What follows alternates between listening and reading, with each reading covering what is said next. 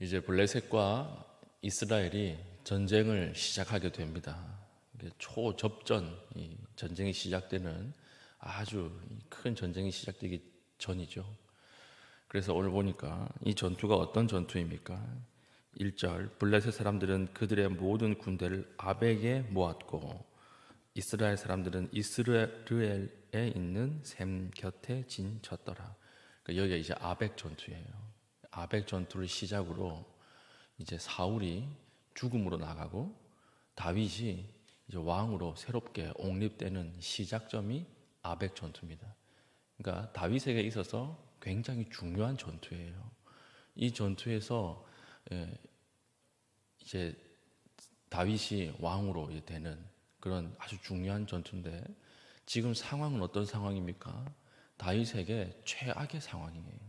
왜 그렇습니까? 2절 보십시오. 블레셋 사람들의 수령들은 수백 명씩 수천 명씩 인솔하여 나가고 다윗과 그의 사람들은 아기스와 함께 그 뒤에 따라가니. 블레셋 군대가 이렇게 쭉 나가고 그 뒤에 블레셋 가운데 왕인 아기스가 나가고 그 뒤에 엉거주춤하게 누가 따라가요? 다윗이 따라가는 것입니다. 이 상황이 어떤 상황이냐면 사울을 피해서 다윗이 목숨을 건지고 살려고 블레셋에 거짓 투항하죠. 거짓으로 충성을 맹세하고 블레셋으로 도망가서 살고 있는데 전쟁이 일어난 것입니다. 그러니까 지금 다윗이 블레셋을 따라서 전쟁에 참여한 그런 상황이에요. 만약에 다윗이 블레셋에게 투항했기 때문에 전쟁을 해서 이스라엘을 공격하면 어떤 일이 벌어집니까? 이스라엘의 왕이 될 사람이 이스라엘을 죽이는 일이 생기는 거죠. 그 왕이 못 돼요. 어떻게 왕이 될 수 있겠습니까? 이제 큰일 나는 거죠. 그리고 또 사울을 내가 대적하지 않겠다라고 한 하나님의 약속을 했지 않습니까? 이 약속이 이제 무너지게 되는 것입니다. 그러니까 하나님 앞에서도 범죄하는 것이고 백성에게도 범죄하는 상황이 됩니다. 그러면 저는 못 가겠습니다. 이렇게 얘기하면 어떻게 될까요? 블레셋 손에 죽겠지요. 이놈 첩자구나. 충성을 맹세해서 우리나라로 온 줄 알았는데 알고 보니까 첩자구나. 그러니까 지금 진퇴양난이에요. 따라가긴 따라가는데 뒤에서 아주 엉거주춤 따라가는 것입니다. 죽이지도 못하고 안 죽이지도 못하고 이런 상황에서 지금 다윗이 아주 고통받고 있는 상황입니다. 바둑에 보면 자충수라고 하는 수가 있어요. 고심고심해서 돌을 하나 딱 놓는데 결국 마지막에는 이 돌이 나를 공격하는 거예요. 이 돌 때문에 내가 패하는 그런 일이 생기는 것입니다. 이걸 바둑에서 자충수라고 이야기를 하죠. 우리 삶도 이렇지 않습니까? 고생해서 온갖 사람들의 조언을 다 듣고 돌을 하나 놓고 결정을 했는데 결국에는 어떤 일이 벌어져요? 그 돌 놓은 그것 때문에 내가 이 실패의 길로 가고 망하는 길로 걸어가는 그런 일들이 있지 않습니까? 오늘 다윗이 바로 이런 일을 당했다라고 하는 것입니다. 고생하고 고민해서 결국 선택한 것이 무엇입니까? 블레셋으로 도망간 것이었는데 하필 블레셋이 이스라엘과 전쟁을 하는 그런 일이 벌어질지 몰랐다라고 하는 것이죠.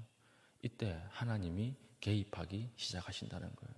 어떻게 개입할까요? 지금 진퇴양난, 앞으로 나아가지도 못하고 뒤로 도망가지도 못하는 상황 속에서 하나님이 다윗에게 은혜를 베푸십니다. 어떻게 은혜를 베푸세요? 다윗이 살고 있는 블레셋의 방백으로부터 하나님이 은혜를 베푸시는데 방백들이 다윗을 믿지 못하는 것입니다. 블레셋 왕인 아기스는 오늘 본문 보니까 다윗을 너무 신뢰하죠. 이 다윗이라고 하는 사람은 우리나라로 투항해서 온 날부터 나에게 전혀 거짓된 행동이 없었다. 믿을 만한 사람이다. 이러고 전쟁에 데리고 가려고 하는데 방백들은 이걸 못 믿는 거예요. 아니 왕이시여, 지금 이 사람이 어떤 사람인 줄 아십니까? 오래전에 블레셋에 있는 최고의 장수 골리앗을 넘어뜨린 사람입니다. 이 사람은 어떻게 믿습니까? 이렇게 이야기하는 것입니다. 그러니까 오늘 본문 보니까 이 사람 반드시 자기 이 주는 누굽니까? 사울이죠. 자기 주인 사울과 함께 화해를 할 것입니다. 그런데 화해를 할 때 무엇으로 화해하겠습니까? 우리의 머리로 화해하지 않겠습니까? 이렇게 이야기하는 거예요. 불안해서 전쟁 못 가겠습니다. 다윗이 참전하면 저희들은 안 가겠습니다. 이렇게 이야기를 하는 거예요. 그러니까 이 너무 격하게 반대를 하니까 하나님께서 하나님이 아니라 아기스가 다윗을 다시 너는 안 되겠다 돌려보내는 것이죠. 넌 네 방에 가 있어라. 이 블레셋 저 너희 집에 가 있어라. 이렇게 해서 하나님이 위기를 모면하게 만들어 주시는 것입니다. 그러니까 블레셋 방백들이 다윗을 시기하고 모함하고 미워했어요. 그런데 시기하고 모함하고 위협하고 미워하는 것이 결국 다윗에게 무엇이 되었습니까? 구원이 되었다라고 하는 것입니다. 그러니까 하나님께서 우리를 세상 가운데 둘 때 세상 사람들이 우리를 모함하고 시기하게 만들 때가 있습니다. 그때도 여전히 하나님을 신뢰해야 돼요. 왜 그렇습니까? 그 모함과 시기로 인해서 하나님이 우리를 보호하시고 살 길로 인도하신다라고 하는 사실을 오늘 본문에서 볼 수가 있는 것이죠. 그래서 모함 가운데 있는 사람들이 있습니까?